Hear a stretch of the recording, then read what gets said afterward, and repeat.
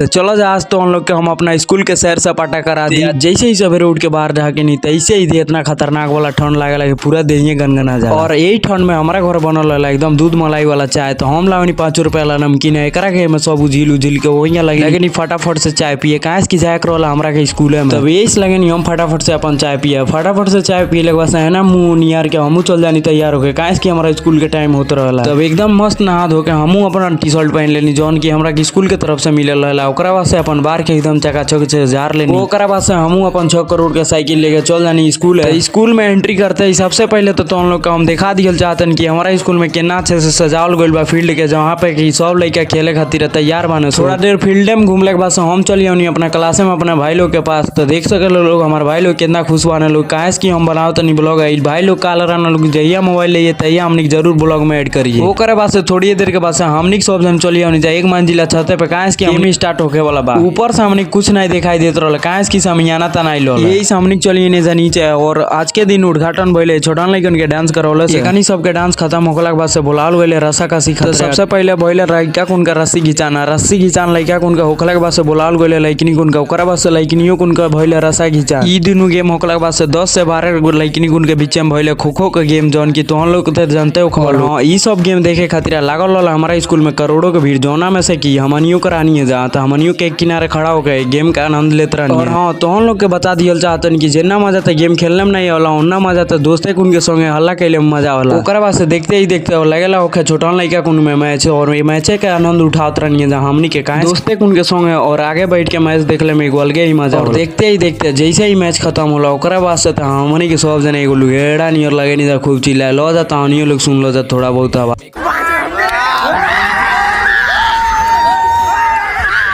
ओकरा बाद से हमनी चल जानी जा अपन अपन करोड़ों वाला साइकिल लेके घर। टेंशन न लो जा भाई 7 दिन तक ले यही होई गेम और तहन लोग के मौज मस्ती करावे खातिर हम बटले बानी टेंशन काहे लेत रह लोग।